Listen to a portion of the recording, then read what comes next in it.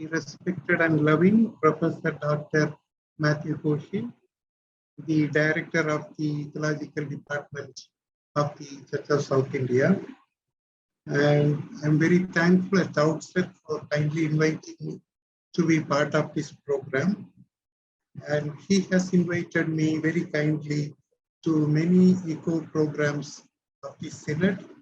And we are a long time friends. Later, we discovered that our friendship goes back to generations back. It has been a great God's gift. I always consider his friendship. Once again, I thank you, sir, very much. And I also bring the loving greetings to all the friends who are here. Today, it is a delight to share with you some of the eco thinking from the book of Isaiah. You know that the prophet Isaiah, he was living in the 8th century and he was a great prophet, and his prophecy is known for its universality. And later, the Deutero-Isaiah and the Trito-Isaiah were his intimate disciples. So the whole book belongs to a Isaianic school. Often we know that this is they say the book of Isaiah is an abridged version of the whole Bible. Like, Bible has 66 books. Isaiah will have 66 chapters. Like Bible has two divisions, Old Testament and New Testament. Old Testament has 39 books. New Testament has 27 books. So also, the first part of Isaiah is 39, and then his disciples write from 40 to 66, another 27 chapters. So that is why my teacher, John Sayer, he wrote the famous book Isaiah, the 5th Gospel. And today, I will try to speak on 3 verses from Isaiah. One is Isaiah 24:6, and this is written by Professor Norman J. Charles. He has written on the title, A Prophetic Word, a Curse is Devouring the Earth. So this will be one section, Isaiah 24:6. He writes that there is curse in this earth from the verses of Isaiah. And secondly, there is Annie Gordon. She was the editor of Australia Biblical Review, and she was a professor in Yarra Theological Union, and she writes on the verse Isaiah 65, verse 17. And the title would be Eco-Justice or Anthropological Justice, a study of the new heavens and the new earth. Historically, they have been studying the concept of new heaven and new earth as an anthropological justice. But now, Anne rewrites that it can be read as eco-justice. And there is a third section that is by Professor John Woley. He was the former principal of Wose Seminary in Perth, Australia, and he has written on the verse 60, chapter 65, verse 25, the wolf, the lamb, and a little child transforming the earth community in Isaiah. Once again, I summarize.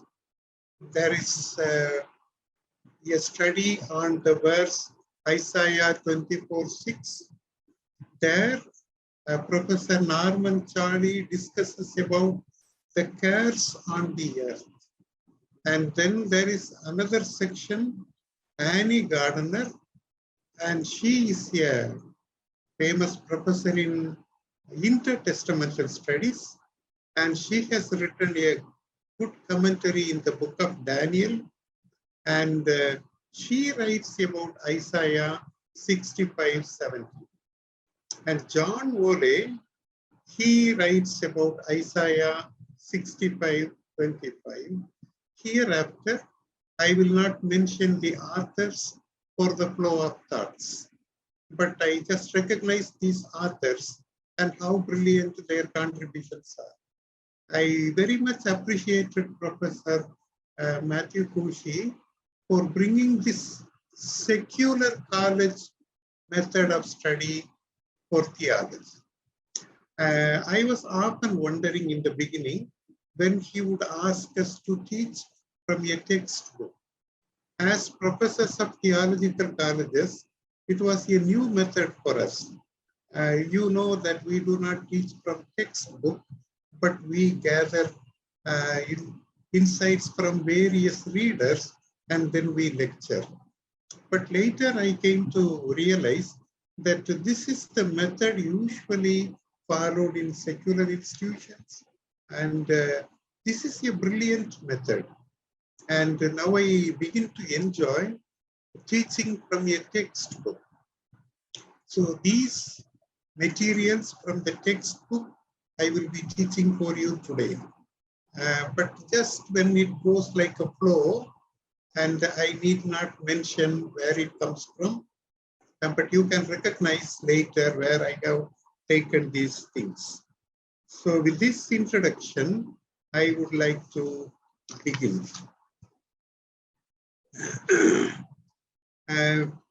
The book of Isaiah starts with naming of Isaiah and the prophet and the kings.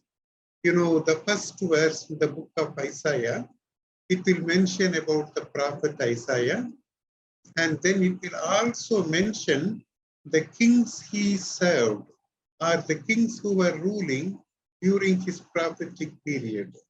So at the outset, it gives the impression that this is going to be a political book. This is going to be how God is having conversations in the political sphere of Israel. But very soon, when you just pass 2 verses, when you come to Isaiah 1:3, then suddenly you begin to read about animals. And you know, the verse comes in 1:3, the ox and the donkey. The ox and the donkey knows its owner. And then as you begin to read the book of Isaiah, then you see that this book is richly animal, that we make it a verb. There is a lot of animals coming through this book. And for example, in Isaiah 11, verses 6 to 9, you see that idyllic picture of wild animals and children playing together. Again, you know, this comes in the beginning in the 11th chapter. When you go to the end of the book, Isaiah 65, even the final verse, the climax of the book, it is also about the animals. So that means this book begins with the animals in verse 3 and ends with the animals in chapter 65. That means it has special priority for animal world. Also, here the descriptions of the present and the future, when they describe the present, when they describe the future, the human members of the earth community are very visible. At the same time, non-human members are also very visible. Isaiah both speaks about the present. Isaiah speaks about future.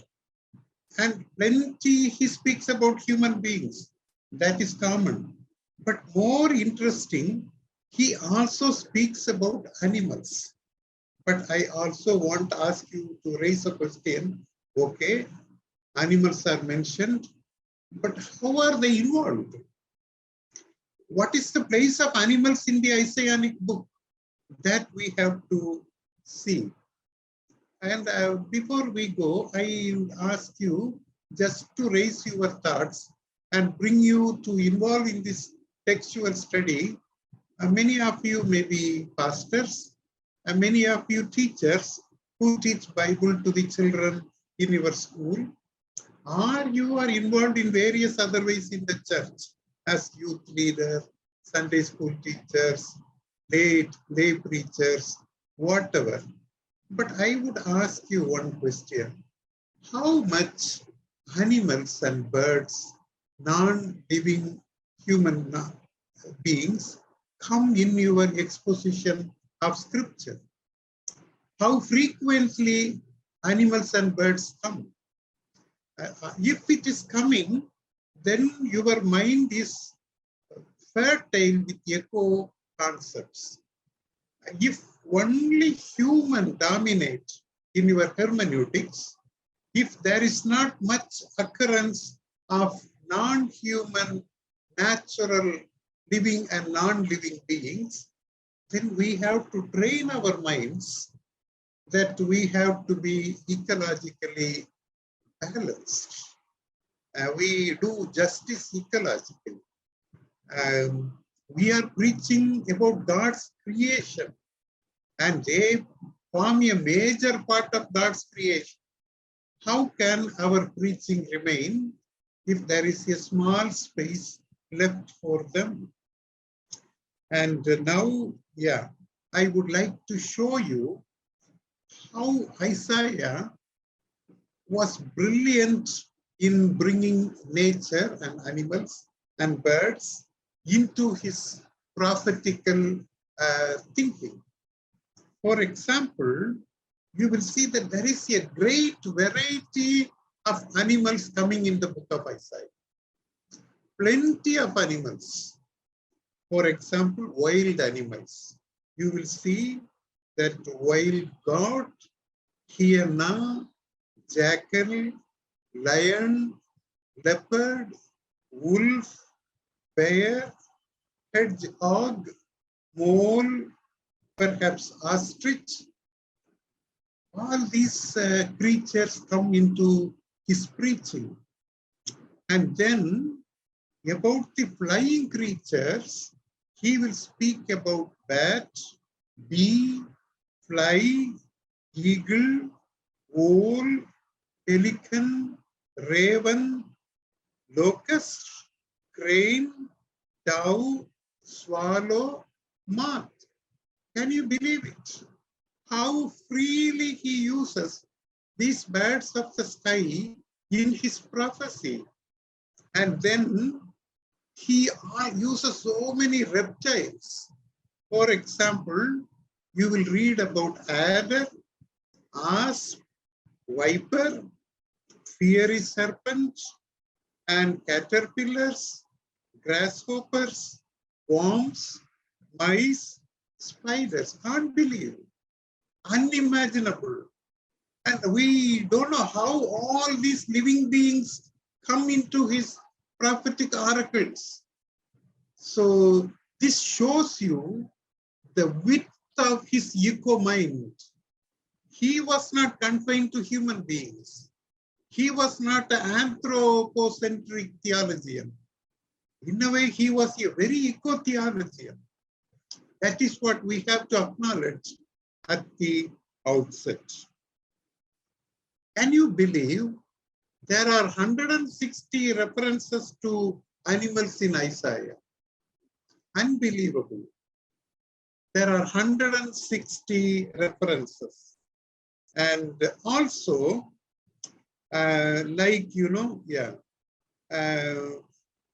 even the rare words like haya, wild creature, even that occurs in 5 verses. And Usually this rarely comes. And interestingly, it comes in the book of Ezekiel also. And of these five about wildlife, wild creature, two places it is coming in a violent way. It comes like, ferocious, that is 35:9, devouring, 56:9. It is natural. But other three places, it is the good character of these animals. Wild animals with good characters. Of course, only two with a violent connotation. Whereas comparatively, in Ezekiel, I will compare more with Ezekiel later. In Ezekiel, there is,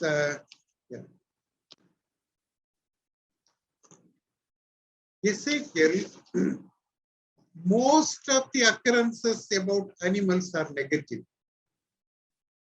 He only brings the cruel side of the animals. So you should also see that Ezekiel, of course, he was a disciple of Isaiah, but he did not take the good teaching of his teacher.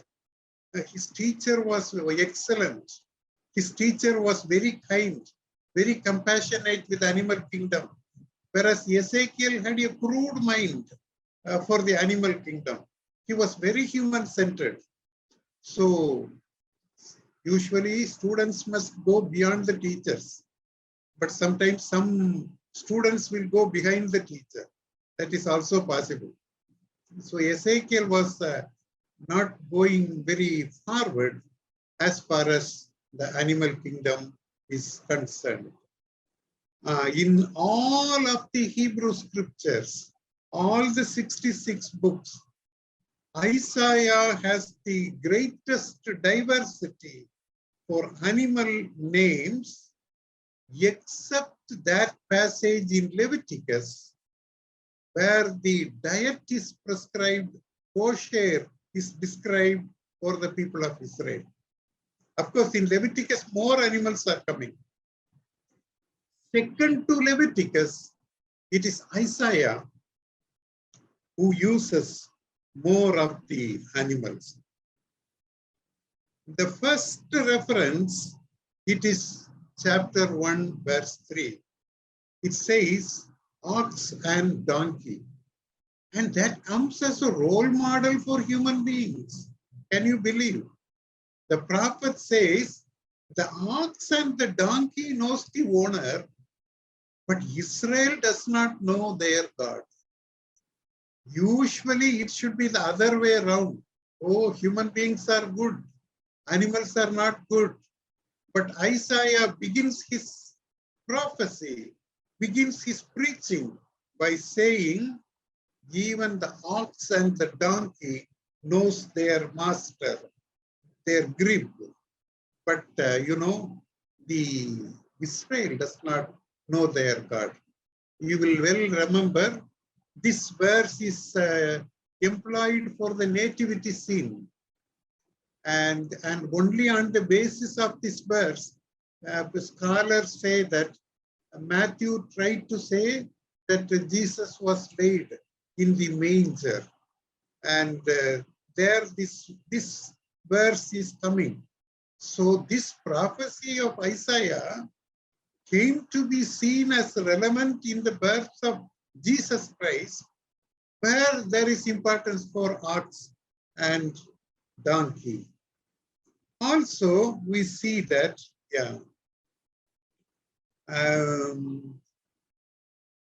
in Isaiah, there is so much about the vulnerability of the animals.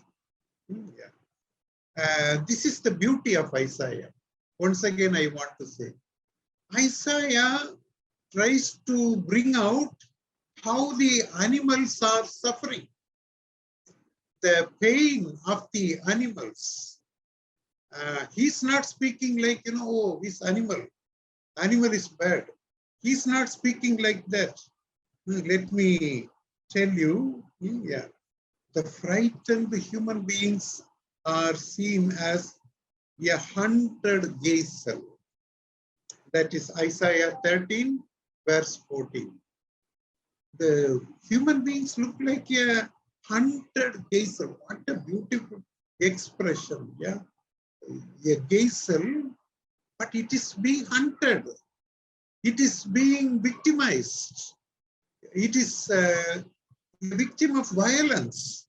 And then it also are like the sheep with no one to gather them. Again, he speaks about the sheep who has no protection of the shepherds. There is no one to protect them. Sheep without any protection. Gazelle which has been hunted. See what aspect he brings from the animals. And then in chapter 16, verse 2, he speaks about, fluttering birds. Have you seen birds fluttering when they are afraid? They flutter their wings like that. This is what he said. Oh, Moab is like a fluttering bird. And then, a growling bears and mourning doves. Growling bears means here the expression is bear growling in hunger. And the mourning doves usually mourn. There is a feeling that there is some melancholy, sad mind doves have. They're always sad. There is the name Jonah means dove. And they say dove is the bad for Israel. So Israel is like a dove who are mourning always. I have seen there are two doves in the back of my window. They always have a sad song. I used to think why they are so sad. Other birds are singing joyfully. And Isaiah did not fail to notice the mourning doves. And then chapter 38, verse 14, he speaks about the worried birds. Can you believe? What a beautiful poet. What a feeling he has for animals and birds. Worried birds, beautiful. And then in chapter 53, verse 7, my God, what an expression. Sheep going to the slaughter. Innocent sheep. They don't know where they are taken to. In 1 hour, they will be slaughtered. See, he thinks about the feeling of that sheep. How terrible it is for a sheep which is being taken to slaughter. And of course, second part I come to. So far, I try to say that Isaiah is an exemplary book in bringing the animals and birds and the reptiles into the prophetic life, into the prophetic promise, into the prophetic discourse. That is one thing. Second thing I was discussing with you, even when he discusses about animals and birds, he discusses about the passionate side of the animals and the birds. Of course, there are some places where animals come to describe cruelty. Animals come to describe violence. I don't deny, but they are very marginal. For example, if you take Isaiah 5, 29 to 30, the lions are mentioned. But do you know in what context lions are mentioned? They are compared with the attacking Assyrians. Assyrians are cruel. Assyrians are bad people. They had their capital in Nineveh, full of blood and violence. So Isaiah 5, 29 to 30, it says, Assyrians, attacking Assyrians. They are like lion. And then it says, Cyrus, a bird of prey. Cyrus is like a vulture. Cyrus is like an eagle. That is what Isaiah says in 46:11. But at the same time, when lion is described as very dangerous, when a vulture is described as very dangerous, the same character can become very protective characters. They need not be predators. They can be very protective characters. Oh, what a beautiful example. Isaiah chapter 31, verse 4, Yahweh is like an undaunted lion and a hovering bird in his protection of Jerusalem. Yahweh is like a lion. Yahweh is like an eagle, but he is protecting Jerusalem. He protects Jerusalem like a lion protects other lions, like vulture protects other vultures. Here, very beautiful. Even the lion, even the eagle, for Isaiah, they can only be protective. Yeah.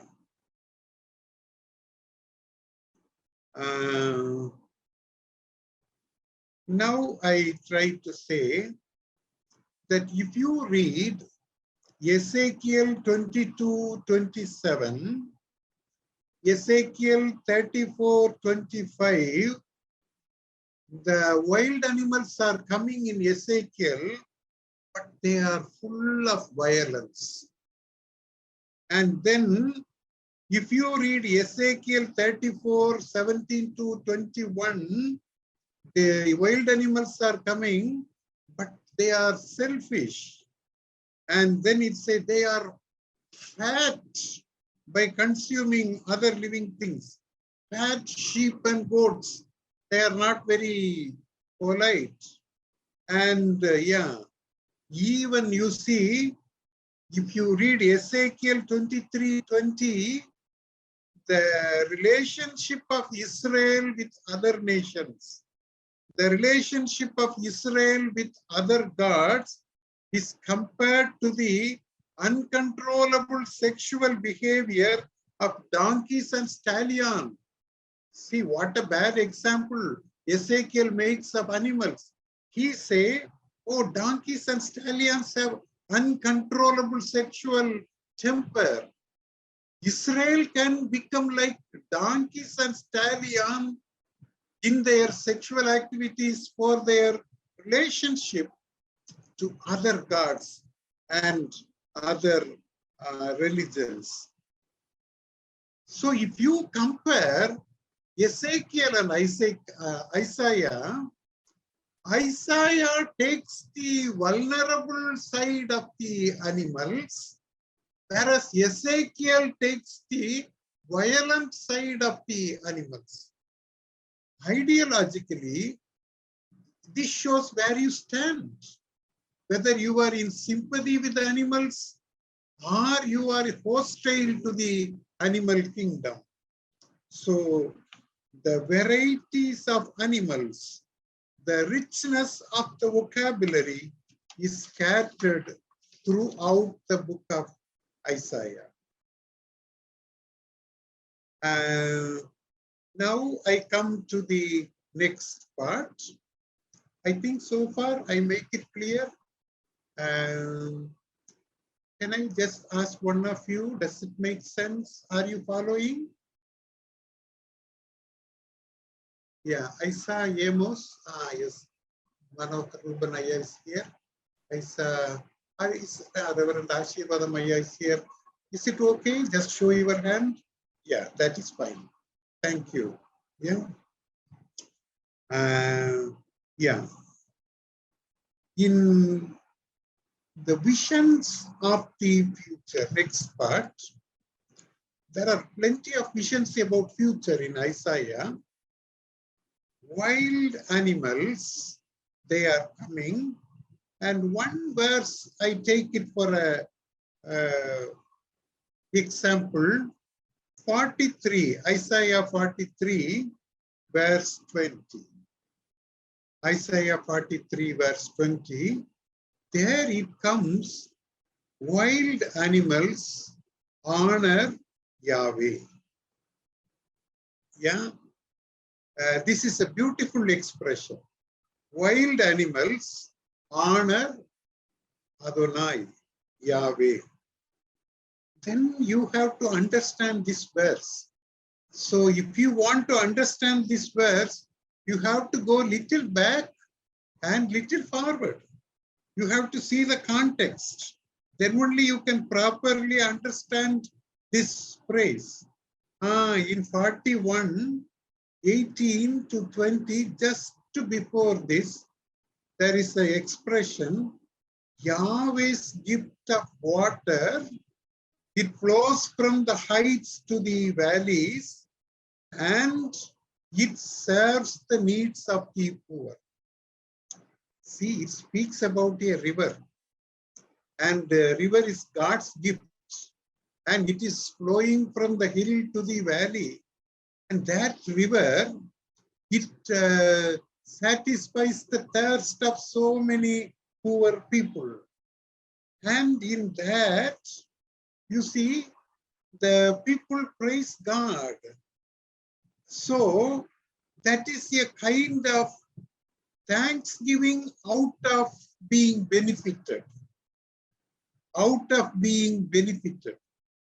So one question we have to raise, when Isaiah says that animals honor Yahweh, taking the previous verse as a cue, does it mean that these wild animals get the benefits of Yahweh and so they honor God? I'm asking the question. How do we understand? Maybe perhaps for the daily benefits like water, which quenches their thirst, their food. Is it because of these benefits they are honoring? And yeah, say in chapter 43, verse 20, where we are discussing, wild animals, says Yahweh, will honor me, jackals and ostriches, for I will give water in the wilderness. I give them water in the wilderness. So they honor God. So here, almost like the ostrich and jackals are compared to the poor people in Israel. Usually jackals are wild. Ostriches are wild creatures. They are not domesticated. But here for Isaiah, they are like the poor people in Israel. Like the poor people honor Yahweh. These animals also, they honor Yahweh. In Isaiah 44:23, 49:13, 55:12, the God of the mountains and trees, or God is praised by the mountain and trees. It is also coming in Isaiah. Trees and mountains are honoring God. But it does not explain the manner of honoring or content of honoring. See, in Isaiah 43, it mentions why it is honoring. But here in these three verses, it says that nature is honoring God, but it does not say why it is honoring, but does not say how, in what way it is honoring God. So we have to find out imaginatively what comes through these texts. And now, little bit more to explain this verse. We will take chapter 34 and chapter 35. Actually, in Isaiah 34, verse 13, it says, the desolation is inhabited by various wild animals, including jackals and ostriches. That means only in the desert, only in the wilderness, only in, so to say, rogue places, places which are not tamed, places which are not habitable, only there jackals and ostriches are there. This is coming in Isaiah 34. And then in Isaiah 35, 6 to 7, suddenly that speaks about abundant water coming. See, in 34, it is about a desert. It is about jackals and ostriches living there. In 35, abundant water comes. And then it says, the haunt of jackals, their resting place, will become grass for reeds and rushes. And now that wilderness where jackals and ostriches are living suddenly becomes a resting place full of green, grass, reeds, rushes. Actually, it is very difficult to interpret this verse, and recognizing that jackals usually inhabit dry and desolate places. It sometimes say, yes, but still animals may be around. Some animals will be absent. See, when there is no such animals, it is safe. It is also coming through Isaiah. I quote another verse, Isaiah 35, verse 9. There shall be no lion there. There shall not be any ravenous beast come upon it. That highway, this indicates that highway will be safe. There will not be lion. There will not be jackal. So, if the animals are not coming into human habitats, then it can be safe. And by keeping away and not harming the people, they keep away. They are not coming. So they are not harming the people. See the expression here? It does not say there is no jackal, there is no lion. They are still around, but they are not coming into the road in order to keep the human beings safe.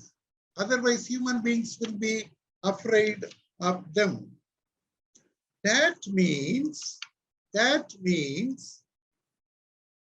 these violent animals love human beings and they do not want to interfere in the life of human beings.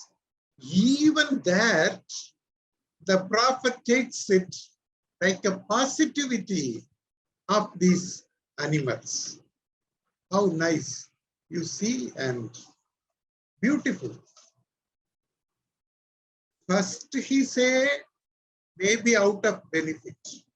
Second, he says, they do not make the human beings afraid. So they are not coming into this area. And then there is a third possibility. If you compare Isaiah 25 verse 3, Isaiah 25 verse 3, there it says, when people see that God delivers from the oppression, they give honor to God. Very, very interesting. See, the phrase comes, that is why I am tracing what is the meaning of honoring God. Here that phrase is used like, when the people are liberated by God, when the people are delivered by God, then they honor God. This is third meaning. That means the reversal in the land. Earlier they were slaves, now they are free. And when this reversal comes, they honor God. So that is what liberation, deliverance from oppression. There is a reversal. Now people are free. So they honor God. It is simply more than animals benefiting from water. It is not simply they get water and praise God, but it is due to the transforming activity of God. It is God transforming slaves into free people. So these animals, we are raising the question, when they are honoring God, is there a reversal, or is there a reversal of to some good things? May I say that in the initial time, in the Garden of Eden, animals were harmless. In the in-between time, when the earth became cursed, the animals and birds also became cursed, and they also became part of human sin. Now, they are redeemed along with the human beings, and so they honor God like the human beings who are liberated. So Isaiah imagines that animals, they also honor God. Yeah.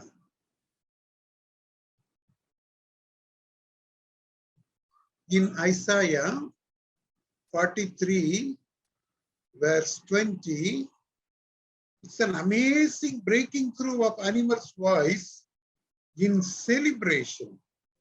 Even wild animals are going to be active participants in the praise of God. Let me just tell you an example. The book of Psalms, in the Psalm 1, it begins with an individual psalm. And when you move into, then the psalm transforms into community singing. And when you reach the end of the Psalms, it is the song of all creation. Psalm from 145 to 150, the mountains are singing, animals are singing, birds are singing, sea is singing, everything is singing with human beings. This is the transformation. Psalms begin with the individual human praise, ends with the cosmic praise, honoring God, praising God. That means, does Isaiah imagine that in the end, all animals must join humanity in praising God? That is what you read in the beginning, Isaiah 11, 6 to 9. See, the wolf with the lamb, leopard with a small human being, a boy or a girl, calf and lion and fatling. Again, a little child will lead them. The cow, the bear shall glean. The young shall lie down together. Lion shall eat straw. Again in 8th verse, the nursing child, the innocent child, will play over the hole of the asp. Again you see the weaned child shall put its hand in adder's den. And then it says, they will not hurt nor destroy in my holy mountain. The earth will be full of the knowledge of God. The waters cover the sea. What do you see here? Transformed animals where children and human beings play with them without any fear. They will not hurt each other. They can be harmless. How does this happen? Now they are filled with the knowledge of God.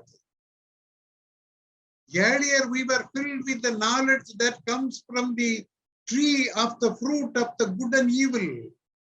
But now we are taking the fruit of the tree of life that gives the knowledge of God. We are no more under the power of the tree of the good and evil.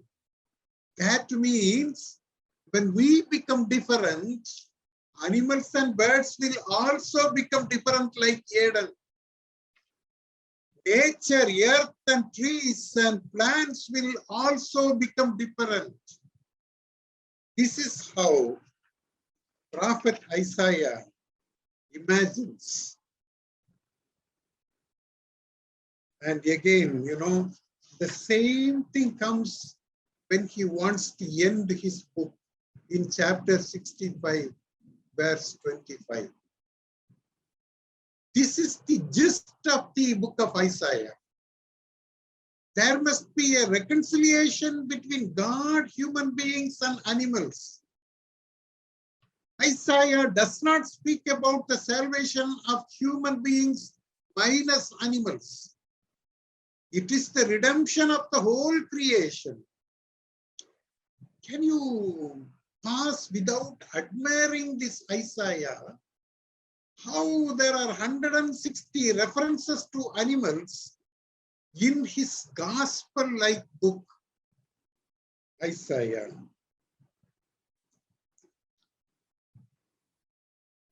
Again, Isaiah, Ezekiel 34, 25, 28, he says that there will be a holy mountain and God's sacred space is there. There will be all kinds of human beings will come. Whereas in Isaiah 56, 3 to 8, he also mentions that holy mountain, in that temple, in that final stage, the entire community comes. There is no boundary. All the foreigners will come into the temple. All the eunuchs are welcome with equal rights. And along with them, all the animals also will come into the sanctuary. Actually, Eden was a sanctuary. Adam was a priest. That is how it comes in Ezekiel. So, the prophet Isaiah, he does not speak his prophecy for human beings, but he speaks for the earth community. The whole participants of the earth must become the recipients of God's salvation. So this is not about human salvation. Human salvation is a partial salvation. Salvation of the earth community, that is what we try to say, eco-reading of the Bible.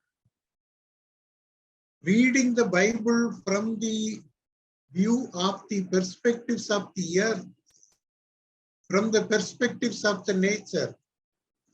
I think Professor Matthew Koshi, as a God's servant, he is almost like the prophet Isaiah to the Church of South India. Before Dr. Matthew Koshi came into CSI, I hardly imagine the role of ecology in our theology. Once he stepped into CSI, ecology has become the central thought of CSI. Of course, his department is very vibrant. I'm not only mentioning that. The way he transformed CSI into an ecological community, the way he transformed the CSI schools into green schools, unimaginable. I cannot help thinking that this is the prophet Isaiah for our church. Isaiah is the one who uses animals and nature to the maximum. See how he makes us speak about ecology. I remember even he writes in his profile picture, there is no spirituality if there is no ecology. That is what I remember he writes. He is a modern day Isaiah. And he wants all of us to become like Prophet Isaiah. Our preaching must be like Isaiah. Our hermeneutics and theology must be like Isaiah. Even I would say next week I have to speak about Jeremiah and Ezekiel. So I should not speak too much bad about them. Otherwise, next week I have to speak very good about them. So you will ask, sir, last week you were demolishing these two friends like anything, but today you are praising them like anything. That is what your Old Testament servant has to do. Whenever we take a prophet, we will praise him like anything. And in order to praise him, we will compare another prophet and say, he is very good. So please don't mistake me. I have a lot of things in store for next year. Always Professor Matthew Koshi puts me in difficult spots, like giving the controversial topics to me. Thank you, Professor, for enriching me also. You are always inspiring me to study and then teach. And I will continue. Then you see this Isaiah 11, 1 to 9. It is the hallmark of the new age. And there in the new age, human nature and animals have to be equal. They are equal partners. Again, we will not make, that is why you see, and the human imagery is very beautiful. Every time when he speaks about human, he speaks about a small child. He speaks about a baby. That is not about child and baby, but it is about human beings who are like children, who think like children. Only they can play with these animals. So we should get away this adult violence in human mind. We should become innocent like children, like Isaiah 11. That is why Jesus also said, deeply inspired by Isaiah, unless you become like children, you cannot enter into kingdom of God. You cannot enter into Isaiah 11 experience. You have to become like that child in Isaiah 11. That is what Jesus would say. So in that sense, this is a brilliant. Professor, I have good notes about the next two chapters, but my students know that I do not finish in good time. That has been my chronic weakness. I get too much involved, so I don't know how to do. Shall I do briefly? Finishing time. Yes. I have 10 minutes. I can 9:45, up to 9:45 you can. Then it is okay. I have some time. So with this, I move to the next verse, which I was saying, that is Isaiah 65, verse 17. This is Isaiah chapter 65, verse 17. This is about the new heaven and the new earth. This is based on the essay by Annie Gardner.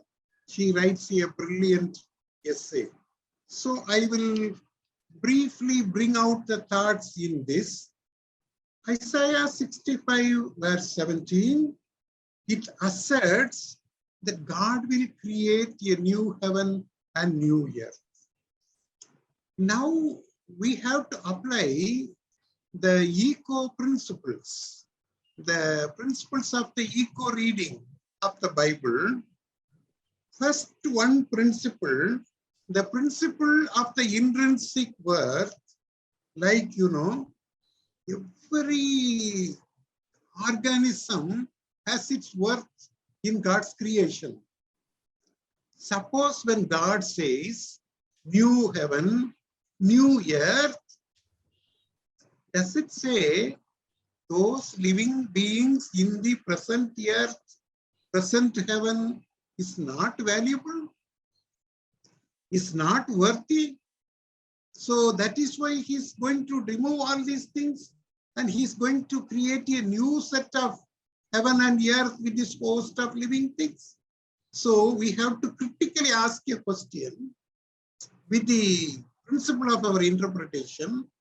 How do we understand this verse according to this principle? Is it like we have lost the value, the present earth and present heaven? It would be brilliant if we have a discussion now, but I will finish this lecture. Second thing, the principle of purpose. We should always read the text with the principle of purpose. Why? Why this creation? Why the relationship? Why? What is the purpose behind? Then we ask the question, what is the purpose behind the present earth and the heaven? What is the purpose behind the new earth and the new heaven? And how does that qualify over this present earth and present new? I think you understand. How, in what way, in what purpose is it justified for a new earth and a new heaven? And then the principle of interconnectedness. This is very important principle. Everything must be interconnected. Suddenly, something new like a new heaven, new earth, does it defy this principle of interconnectedness? Does it negate the principle of continuity? Does it want to be something exclusive? These are the questions which we may have to answer in the eco-hermeneutics of this text. Yeah, now I will say the literary critical study of this verse 65:17 is very complex. Maybe you will read some commentary. There has been a lot of scholars who have been working on this verse. They have worked nook and corner of this verse, and it is complex. So we will use the synchronic method.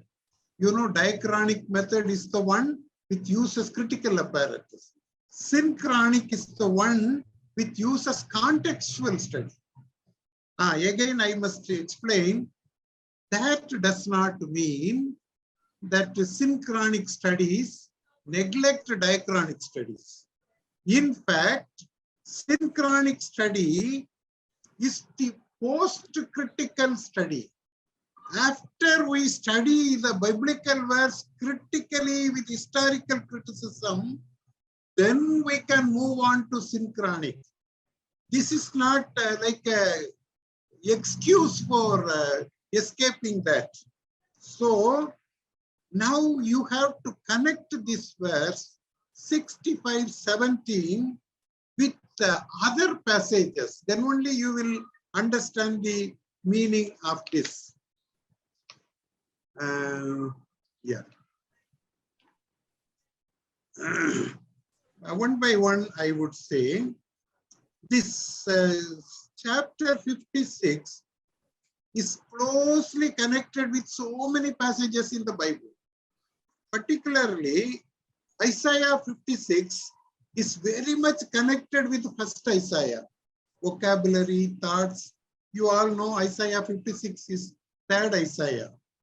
He lived in the post-exilic period.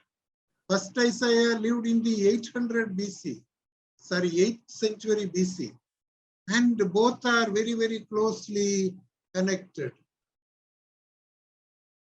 And then this text also, not only with first Isaiah, you please remember, this is closely connected with priestly texts in Old Testament.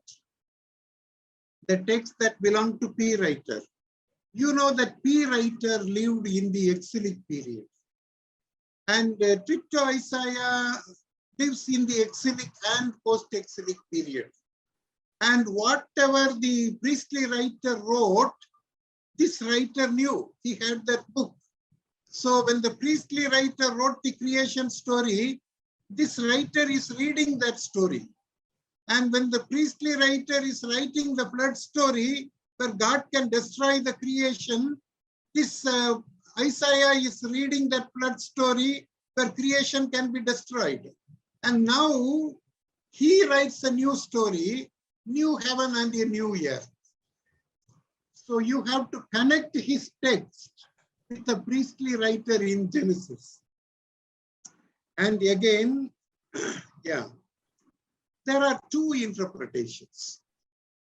One interpretation, God will destroy the old earth and old heaven and create a new earth and new heaven. Second interpretation, God will renew the old earth and old heaven and bring out the new earth and the new heaven from the midst of the old earth and old heaven. They are not disconnected. It is coming from the old one. So if you want to understand which can be better, you have to again verify with so many other texts. In 65, this verse is 17. So if you go behind in this chapter, in verse 65:1, it contrasts the people who did not seek God. 65:2, it speaks about the people who go after their own thoughts. And 65:3-7, who worship deities other than Yahweh. Please understand clearly. This chapter begins by saying, people who did not seek Yahweh, people who went after their own thoughts, their own religion, and people who went after other gods. Whereas, after this section, then comes another set of people, the seed out of Jacob. That is, the true Israelite, the one who comes from the lines of Jacob. That is verse 65:9, same chapter. And then 65:9, Judah, my chosen one. Then 65:9, they will inherit God's mountain and live there. So there are two sets of people, one bad people, one is redeemed people. This is what is paraphrased, the old earth and old heaven, new earth, new heaven. So there is a way of seeing similarity in the previous thing. Then the second theme in this thing, God fulfills the promises. When you speak about this verse, new heaven, new earth, it is a promise. God fulfills the promise. And then, if you come after this, 65, 18, say God creates a Jerusalem and the people are rejoicing and joyful. That is the new heaven, new creation. And in 65:20, it says, there will be no premature deaths. And 65:21, houses built will be inhabited by the people. They can live in their houses. And vineyards built by the people, they will take the fruit of the vineyard. They will drink the wine. That is 65:21. 65:22, God's people will live as long as a tree, probably an olive tree. Olive tree lives 1,000 years. Do you know what was the original age of human being? Every human being? 1,000 years. Adam was given 1,000 years to live. But somehow he lived 930 years.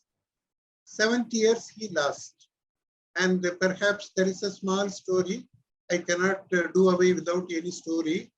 When David, when at the time of creation, God said to Adam, in your dynasty, a great man is going to be born, but unfortunately he has to die when he will be born. He has no life in the earth. So Adam was very sad about his great grandson, David. Then Adam, at the time God was asking Adam, he was already 930 years. And then he asked that, can I donate 70 years to my grandson, great grandson? Then God said, if you like, I can take your 70 years and give him. That is why David got 70 years. And that is why Adam died when he was 930 years. So, but don't tell the story in your congregation. You will be in soup. Yeah. But I will tell you some divine secrets. You can consult when you go to heaven. Already we are speaking about new heaven and new earth. And you will definitely know whatever says truth, God will tell that. But our congregation will not accept, even if God accepts. That is a thing. I'm telling only for humor. Our congregation are very good. Wherever I go, I tell these stories. They like the stories. Perhaps they are very sympathetic with me. I don't know. But anyhow, they live as long as a tree. Either it is olive tree. Olive trees, they live 1,000 years even now. That is the breadth of the life of olive tree. So this has close resemblances with Pentateuch. For example, in Leviticus 26:16, the people will not labor in vain. See, their labor will be fruitful. 65:24, God will be attentive to them. So, all these things say that the new heaven and the new earth may not be something very eschatological, but it may be a beautiful time like Isaiah 11, Isaiah 65. So that is what this says. And interestingly, here, Isaiah 43:10, which is a parallel passage. Yeah. Swear by the God of Amen. I don't have much time to explain, but you please note down, you can study later. This is the only place in the whole Bible where God is referred to as God of Amen. Of course, Septuagint turned this into God of truth, which is also a synonym for Amen. But Dead Sea Scroll, they give proof that in this text, it is God of Amen. That means God who says Amen. God who listens and says Amen. This is the most beautiful of all prayers we can read in the Bible. We say Amen when we pray, but in this only text in the Bible, God says Amen. This is only in reference to ecology. That means as long as we are not eco-concerned, God will not say Amen. But when we all become the eco-community, even God will say Amen. Truthfulness. That is why it is coming in this eco passage. And you know, one more beautiful thought, heaven cooperates with earth. That is there. When you say new heaven and new earth, now there is no cooperation between heaven and earth. Earth is not cooperating heaven. Heaven is not cooperating earth because we are all hostile. But in the new season, earth and heaven will become like father and mother, like husband and wife, the love. And Isaiah 45:8, righteousness is poured into the earth from heaven. Can you believe? It is like rain. Righteousness, justice will be poured into the earth. Again, a eco-simile. And God will become the maker of all humankind. The important word, salvation and happiness, appear throughout Isaiah. Salvation and happiness. It is the central thought in the book of Isaiah. And just to conclude, I do not want to. Norman Charles, he discusses about the curse that is devouring the earth. That is Isaiah 24, verse 6. And first he speaks about a spiritual connection to the earth. There is a spiritual connectivity in the whole earth. And people are thought to live with harmony with nature, in relationship to nature. Language is very important in this relationship between human and nature. And there is a spiritual connection between human and nature. Does not matter what color or race we belong to, but we are earth creatures. This is one. Second one, there is a physical connection to earth. Every human being, we are physically connected to the earth. So we must revive that relationship. And then the third one, there is a prophetic connection to the earth. Prophetically, like Isaiah, we must be very connected to the earth in understanding God's prophecy and God's word. So I think I tried to bring in as far as possible, but I really enjoyed discussing Isaiah with you today. It was a delight for me. Thank you, Professor Matiposhi. And yeah, just I leave it in your hands now. Yes, thank you, Aya, for your wonderful presentation.